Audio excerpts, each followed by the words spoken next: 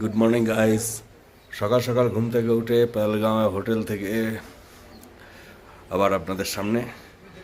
তো ঘুম থেকে উঠে একটু চা খেয়ে ফ্রেশ হয়ে আপনাদের সামনে এলাম হোটেল থেকে একটা সুন্দর ভিউ দেখাবার জন্য।